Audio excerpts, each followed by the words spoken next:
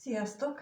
Megnézzük, mi újság a szeretett személlyel, mit lehet róla tudni, hogy van ő, mit csinál, mit gondol rólatok, mit érez irántatok, érez-e egyáltalán bármit, vagy egyáltalán mit tudhatunk meg.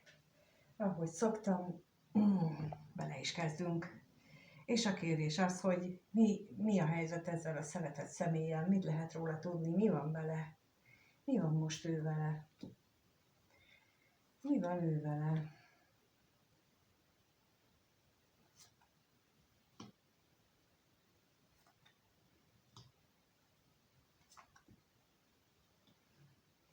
No hát ez érdekes. Az első lap mindjárt egy olyan valaki, aki nagyon kedves a számára, és tulajdonképpen vagy az beteg, aki számára kedves, vagy ő van belebetegedve ebbe az egész helyzetbe, és inkább én erre szavaznék ez utóbbira, hogy ő van belebetegedve, ugyanis középre a szerencsekerék jött ki, és olyan, mintha ő bízna abban, hogy a múltnak az árnyai, azok végre eltűnnének, a múlt nehézségei, és a szerencse végre az ő oldalára állna, és meghozná számára azt, amire vágyik. Lehet, hogy a múltban is vágyott rá, de vagy esetleg olyan szenvedélyes emlékek vannak az életében, amelyeket újra szeretne élni, és ezt foglalkoztatja most. De nagyon. Megkérdezzük akkor most a betegséget, hogy mit tudhatunk meg erről a betegségről.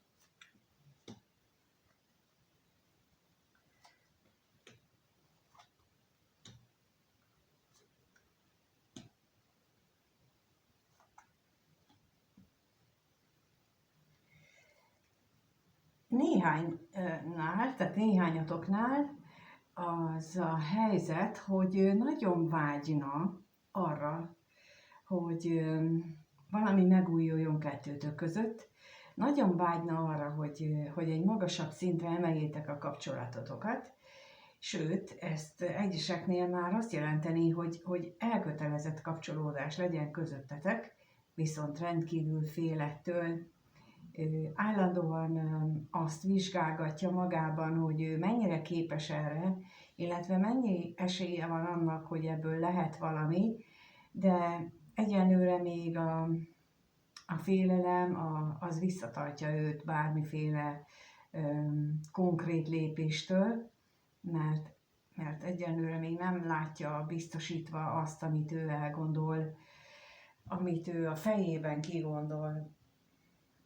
Megnézzük még itt az ajándékot.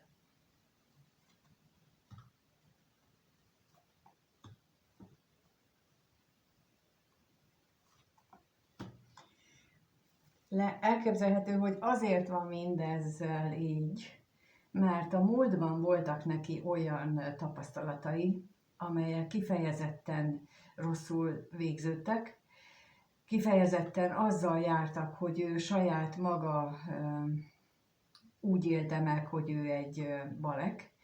Kifejezetten végződhettek úgy is, hogy ő tulajdonképpen eltávolodás lett a vége, akármilyen kapcsolatról is lehet szó, és ő magától is eltávolodott, tehát hogy ez az eltávolodás nem csak a másik személytől lehetséges, hanem amikor bezárkózunk, amikor elkezdjük védeni magunkat, az érzéseinket, amikor felhozzuk a falainkat, akkor tulajdonképpen eltávolodunk saját magunktól is, mert a falak nem csak másokkal szemben vannak, hanem ott magunkban is egy idő után elfelejtjük, hogy ki vagyunk, és neki lehetnek ilyen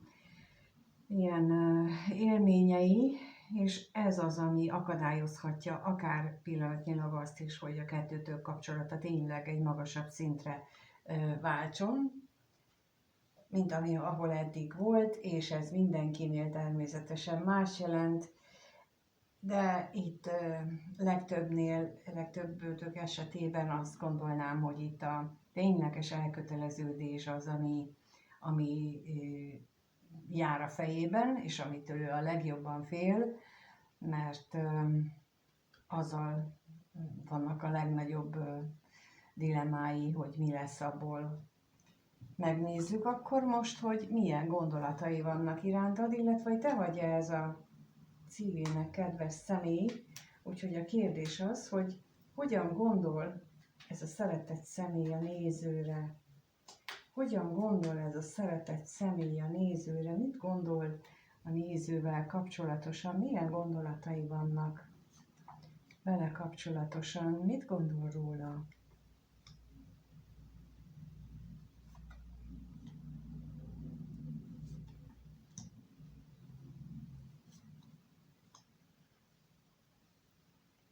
Hát itt az jön először, hogy amit az előbb mondtam, hogy nagyon-nagyon bizonytalan, és ő tulajdonképpen saját magát is ostorozza emiatt, hogy ennyire bizonytalan, ennyire nem tudja, hogy most hova és mit csináljon.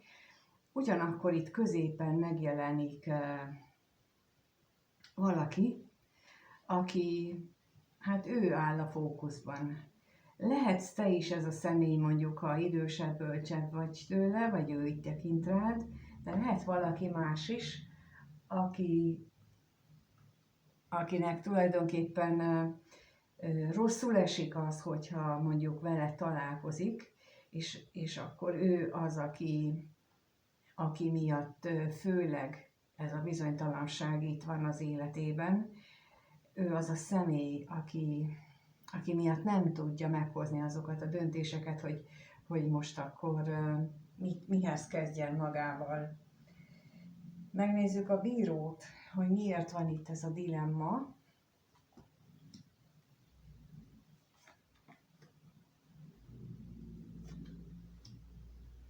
Nagyon szeretne egy új kezdetet.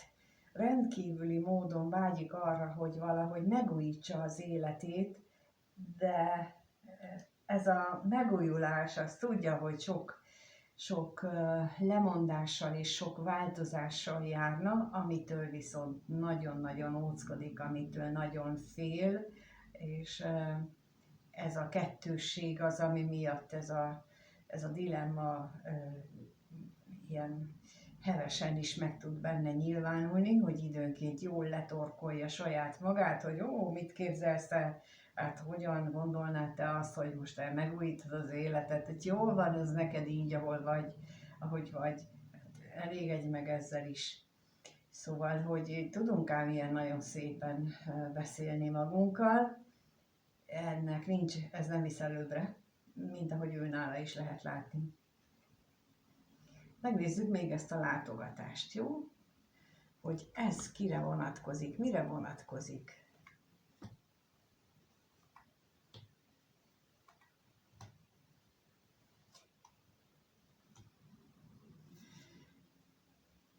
A múltban, megint itt visszacsatol oda, hogy a múltban lehettek olyan vágyai, amelyeket nem nagyon osztott meg senkivel. Ezek a vágyak lehettek testi vágyak is, de lehettek mindenféle más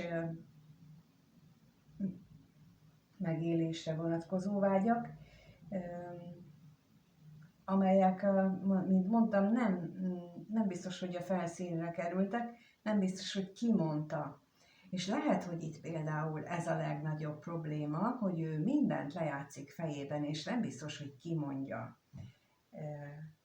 Valahogy itt most ez jön, hogy ő jól elrejtette ezeket a vágyakat régen is magába, és lássuk be, nagyon-nagyon sokan vagyunk, vagy azzal így, hogy azt várjuk, hogy kitalálják, hogy mi a mi vágyunk, de most képzeljük el azt a szituációt, hogy a másik személynek fogalma nincsen arról, hogy mi a vágyunk, és mi meg ott várjuk, és akkor ilyenféle monológot, mint amit őnála itt most látok, ő lerendezi ezt magába, hogy jaj, hát nem találja ki, hát akkor ő nem is igazán kapcsolódik hozzám, és ha ő nem is kapcsolódik, akkor ő nem is szeret igazán, és akkor minek is járok én vele, és az lesz a legjobb, hogyha tehát meg is szüntetem ezt a kapcsolatot, és képesek vagyunk, ő is például eljutni arra a szintre, hogy akkor inkább hagyjuk is az egészet. És bizony ez csak a mi fejünkben játszódik le, meg az övében, és itt nagyon is ezt látom, hogy ő neki a dilemmája javarésze ebből van, hogy ő fejben lejátszik egy sztorit, egy történetet, egy dialógust, aminek jószerivel semmi valóság alapja nincsen, mert nem fejezte ki a valódi vágyait, nem mondta el valószínűleg a múltban sem, és nem biztos, hogy a jelenben elmondja, és ha nem mondja el, akkor azt nem lehet teljesíteni.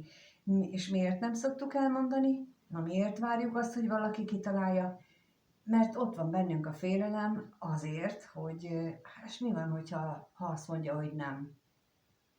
Hát akkor semmi. Akkor pont az van, hogy azt fogja mondani, hogy nem. És akkor tudjuk, határozottan tudjuk, hogy ő nemet vagy igent mond. Meg hogyha ott hezitál, vagy így elhúzza a dolgot, és nem a se igen, se nemet, akkor azt is tudjuk. Viszont azzal, hogy nem fejezzük ki a vágyainkat, ilyen nagyon kétségbejtő helyzetbe tudunk kerülni, amilyenben most ő van. Hát, de mondom, csak a saját gondolatai miatt van. Tudjátok, ez a kardok 8-asa, amikor ott van a sok karddal körbevéve, bekötve a szeme, és csak a saját fejének a kivetítését látja maga előtt.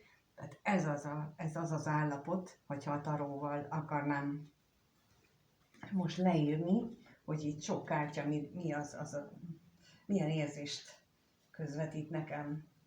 Megnézzük akkor, hogy mit érez ő te irántad. Tehát a kérdés az, hogy ez a szeretett személy mit érez a néző iránt, mit érez a néző iránt ez a szeretett személy, mit érez a néző iránt ez a szeretett személy.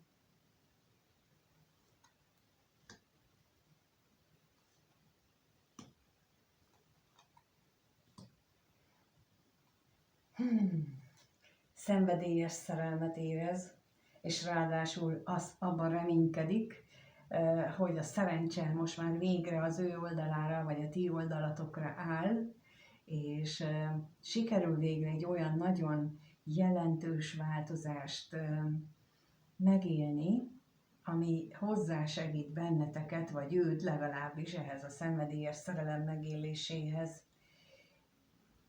Na, hát azt akkor hozzá tudom tenni ehhez itt, hogy a következő időszakban, ez a következő időszak azt jelenti, hogy itt a videó készítésének időszakát követő 1-2 hónapos időszakban, hát nagyon is ilyen jellegű energiák lesznek, hogy ez a fajta nagy átalakulások megtörténjen a szembenézés saját magunkkal. Ugye ott is az előbb az volt, hogy nem merte elmondani a kívánságát, most pedig lesznek majd olyan energiák, nagyon sok mindenkinek, akinek ezt így, hát mondjuk úgy, hogy kikerülhetetlenné teszik az energiák, vagy ha nem, akkor különböző hirtelen események kapcsán, vagy jönnek az életünkbe,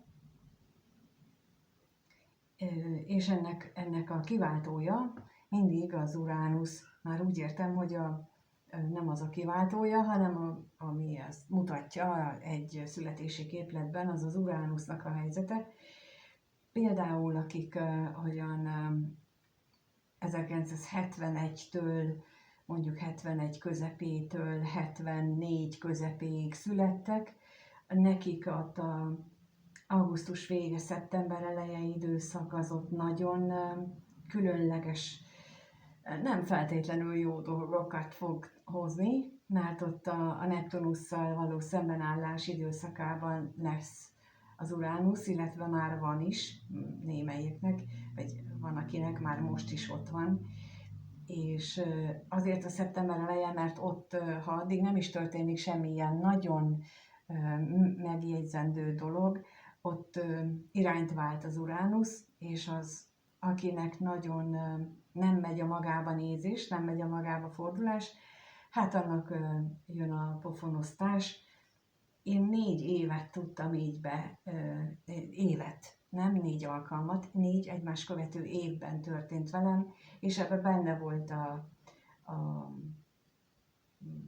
mindenféle nagyon dolog, a munkahelyvesztéstől kezdve a legkisebb az, hogy villám csapott a modemembe, ez volt a legkisebb, a másiknál lábújtöréstől kezdve minden volt, tehát hogy így ezt így, ilyen komolyan lehet venni, és így utólag azonosítottam be, akkor persze nem tudtam, de szóval így működik. És nem tudjuk, hogy összefüggésbe hozni mindaddig, ameddig nem vagyunk tisztában azzal, hogy ezek az égi energiák, azok hát bizony különleges módon akarják felhívni a figyelmet arra, hogy légy szíves, foglalkozzál már magaddal. Például ezek mind arra vonatkoznak, hogy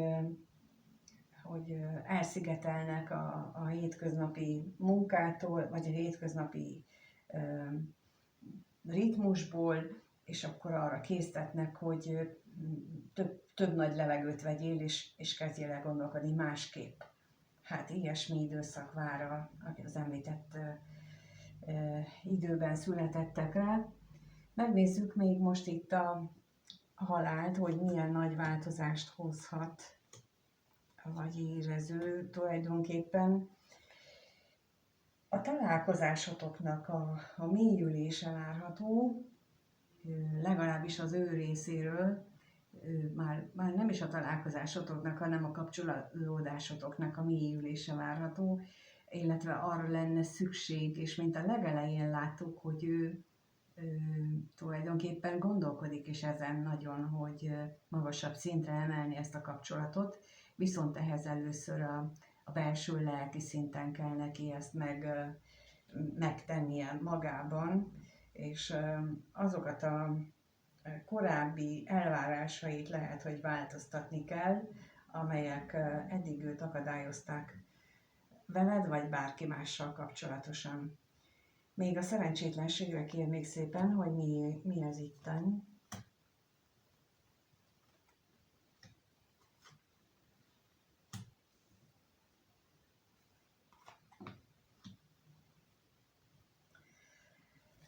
Itt az ő esetében lehetséges az, hogyha túl sokáig hezitál, ha túl sokáig nem képes változtatni, nem képes dönteni, akkor ahogy meséltem, hogy nálam is például munkahely elvesztés, vagy munkahely változtatás történt, nála is benne van itt a pakliban az, hogy a stabilitásának elvesztésével járó olyan munkakörülmény változás történik, ami negatív, amit negatívan fog megélni, viszont lehet, hogy ezt ő nem fogja ezzel összefüggésbe hozni, mint ahogy az előbb mondtam, hogy nem is igazán tudjuk. Megnézzük akkor, hogy mi várható a következő 1-2 napban, és egy hétben, vagy néhány napban és egy hétben. Mire számíthat a néző ettől a szeretett személytől a következő néhány napban, egy hétben? Mire számíthat?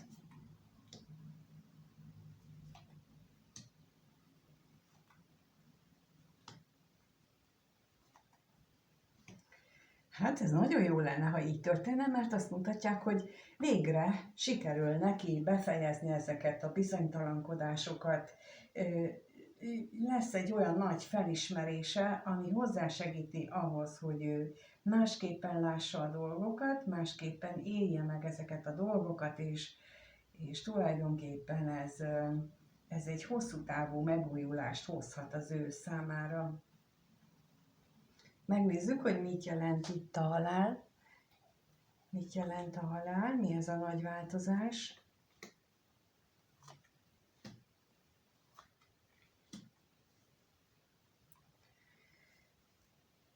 Itt valami olyantól kell búcsút vennie, amelyik egész életében vele volt. Olyan nézőponttól, olyan belső lelki hozzáállástól, ami egész gyerekkorától kezdve az életének része volt. Tehát azért is olyan nehéz ezt neki meglépni, mert itt valami nagyon-nagyon nagy dolgot kell letenni. Nagyon-nagyon nagy hitrendszert kell változtatnia. Mi ez a váratlan öröm? Mi lesz az, ami őt erre készteti?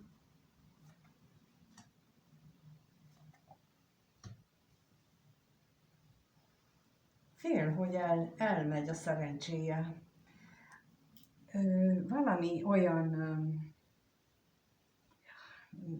dologról fog tudomást szerezni, vagy olyan gondolata jön, ami azt fogja vele elhitetni, vagy azt fogja neki sugallni, hogy ha megfogta az Isten lábát, tudjátok, van ez a mondás, hogy valaki megfogja az Isten lábát, akkor ne engedje már el, mert akkor veszik a szerencséje is, mindent elveszíthet.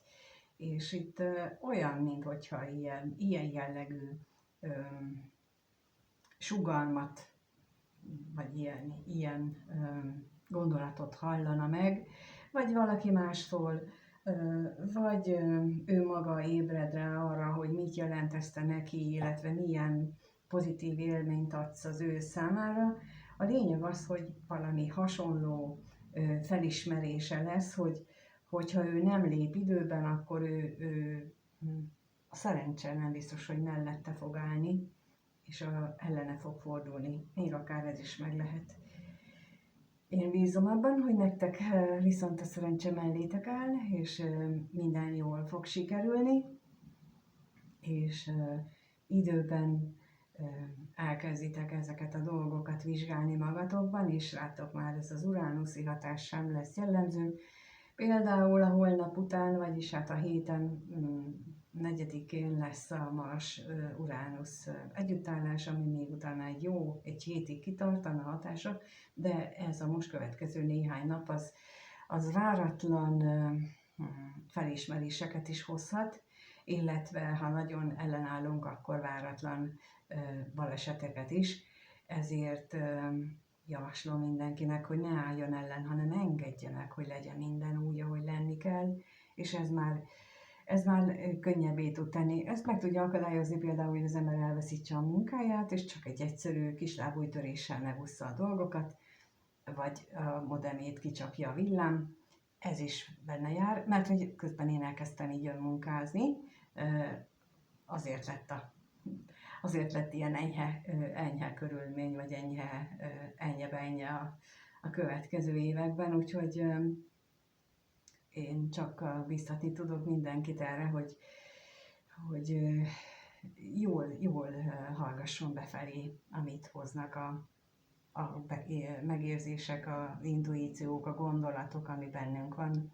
Köszönöm, hogy itt vagytok, és megnézitek a videót, és remélem, hogy tudok tényleg olyat mondani, amivel érthetőbbé teszem számotokra a hétköznapjaitokat, meg hogy hogyan működik a világ, mert nem ilyen szemmel nézzük, én se így néztem, de pontosan ezek az utólagos megértések és felismerések azok, amiket szeretnék megosztani, hogy számotokra